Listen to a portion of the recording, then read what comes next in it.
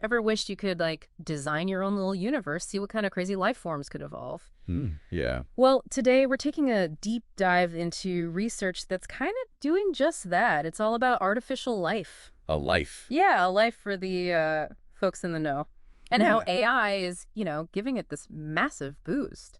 It's uh it's more than just like making digital ecosystems though. Hmm. A life is about, exploring the very essence of life, Right. pushing past what we see here on Earth. Okay, so not just like recreating dinosaurs in a simulation. Not exactly. It's more like experimenting with the fundamental rules of existence, I guess. Oh. And traditionally, humans have been the ones, setting the rules in these Hey Life simulations. But that kind of limits us to, well, our own perspective, which is, limited. Right. Makes sense. Yeah. So are we like about to hand over the reins to AI and just see what crazy stuff it comes up with? You got it. The research we're looking at today is called Automating the Search for Artificial Life with Foundation Models. It introduces this thing called ASL, the Automated Search for Artificial Life. ASLL. Sounds like some kind of mythical creature. Yeah. So is this like our AI life finder then? That's a great way to put it.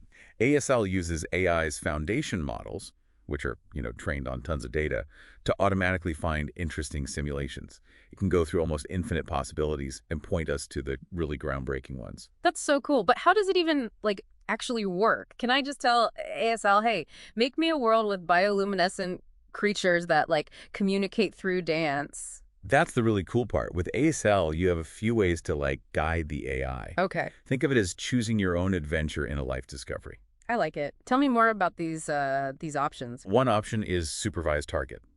Like, imagine you want a simulation where cells divide or creatures develop camouflage, right? Uh-huh. You describe it with a text prompt, and ASL gets to work finding the right simulation rules to make it happen. So it's like giving the AI a creative brief, and it's like this master world builder. Exactly. Another approach is open-endedness. Remember Conway's Game of Life? Oh, yeah. The one with simple rules that make those like endlessly surprising patterns. It just keeps going and going, creating complexity out of almost nothing. That's it. This method is all about finding simulations that are similarly open-ended. Huh. We're talking digital universes that constantly evolve and surprise us with their emerging complexity. So it's about discovering worlds that have that same spark, Yeah. unpredictable creativity. Precisely. And lastly, there's illumination. This one's about creating a whole atlas, Yeah.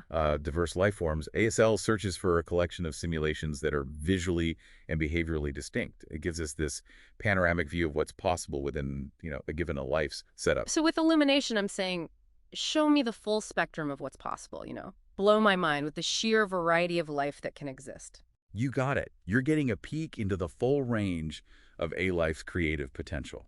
But to really understand A-Life's power, we got to see it in action, right? Right. So what kind of digital playgrounds did they test this thing on? They put ALA through its paces using a bunch of different A-Life substrates, which are basically the building blocks of these simulations.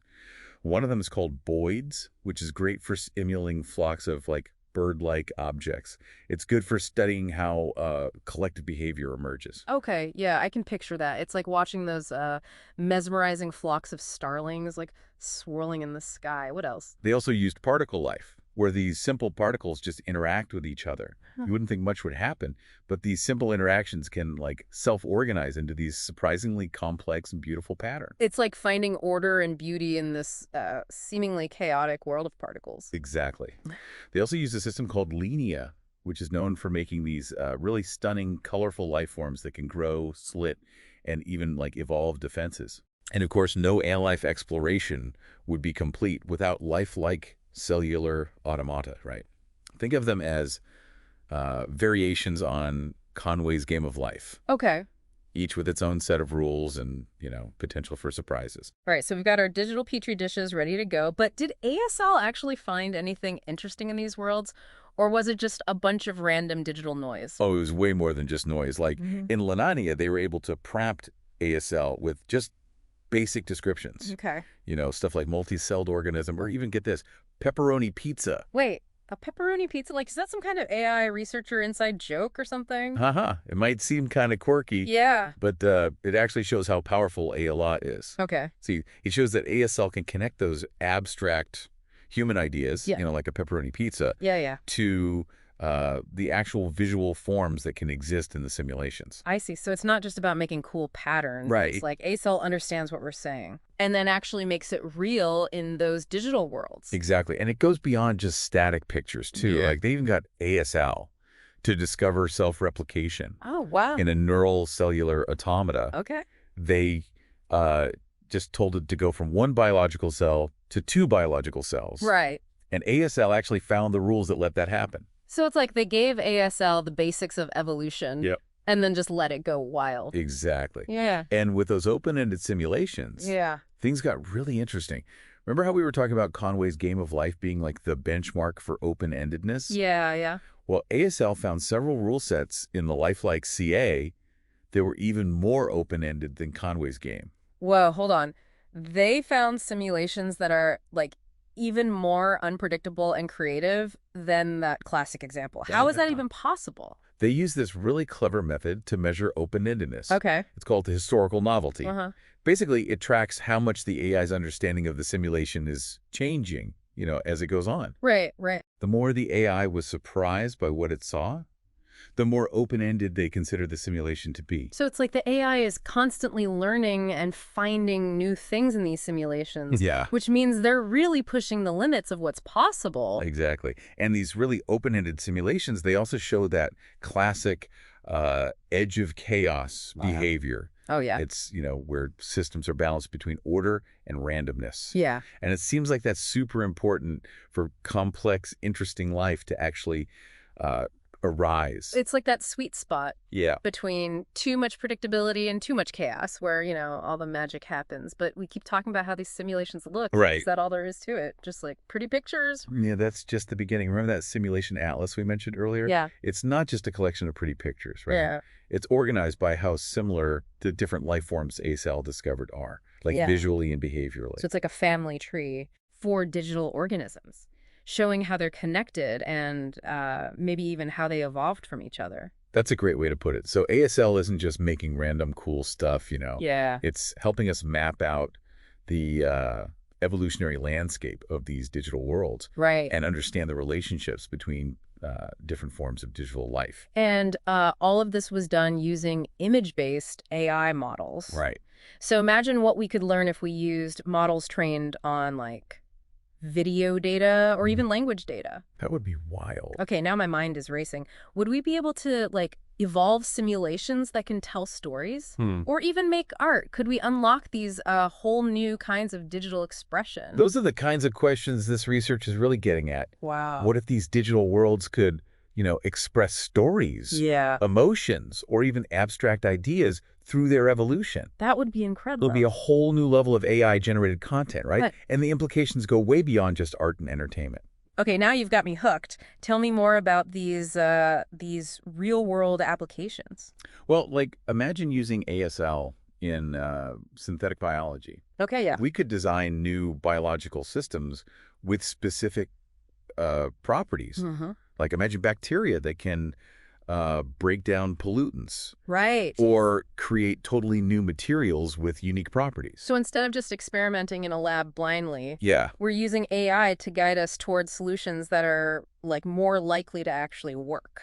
exactly. It'd be like having this super-powered research assistant Right. that can explore millions of possibilities super fast. Wow. And in materials science, Yeah. ASL could help us design materials with properties we've never seen before, Okay. like self-healing materials Yeah. or materials that adapt to changing environments. It's almost like giving these materials a form of artificial life, right? Yeah. Allowing them to like respond and adapt to the world around them. That's a great way to think about it. And maybe the most profound thing of all, ASL could even help us understand, the origins of life itself. Whoa. By exploring all these possible life forms in these simulations, Right. we might figure out what conditions led to life emerging in our own universe. Wow, that's mind-blowing. It's like we're reverse engineering the universe using artificial life as our guide. Yeah, kinda. And the cool thing about ASL Yeah. is that it lets us do all of this in a systematic and automated way. Right. We're not limited by human intuition and trial and error anymore. Yeah. ASL is like this turbocharger for scientific discovery, Yeah. taking us further and faster than we thought possible. This is so exciting. But it also makes you think about some pretty deep questions, you know? Yeah. Like, what happens to the field of a life when we have these incredibly powerful AI tools? Ah. Feels like we've stepped into some kind of sci-fi story. Yeah. You got This kind of. is like actually real. It's happening right now. It really is a pivotal moment, I think. ASL isn't just, another new tool. It's a whole different way of thinking about a life, right? Yeah. Instead of like carefully crafting every little detail of a simulation, we're teaming up with AI to explore all these possibilities you could barely imagine before. So it's less about us playing God and Yeah. more about like becoming explorers, letting Right. the AI be our guide through this uncharted territory. I like that. That's a great analogy. Think about the questions we can answer now, right? Yeah. Like, how does open-ended evolution really work? What are the key ingredients for complexity to come from simple rules? These are questions scientists have been trying to figure out forever, Yeah. and ASOL is giving us this totally new way to approach them. As like ASL's given us this more powerful telescope Right. to see further and deeper into like the mysteries of life itself. But I guess with any powerful technology, there's got to be some concerns too, right? Like, what are some of the ethical things we need to think about as we go further into this AI-powered world of a life? That's a really important point.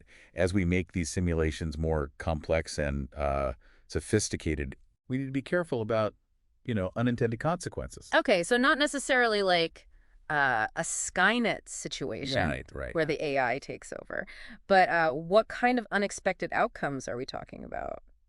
Well, think about it. We're dealing with systems that can evolve and adapt Mhm. in ways we might not fully grasp.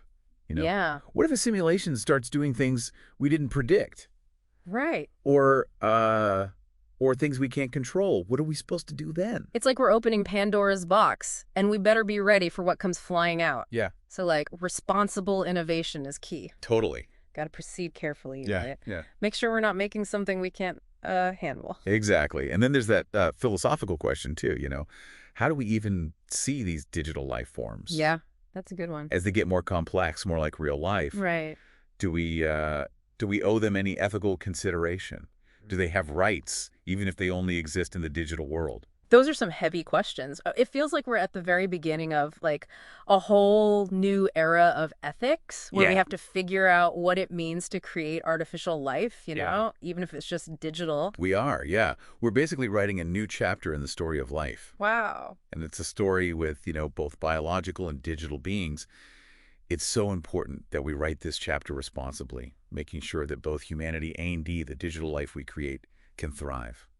Well said. So as we wrap up our deep dive into this incredible world of AI-powered artificial life, Yeah. it feels like we're like standing at the edge of something truly profound. I think we are. This research shows us just how many possibilities there are when human creativity meets the power of AI.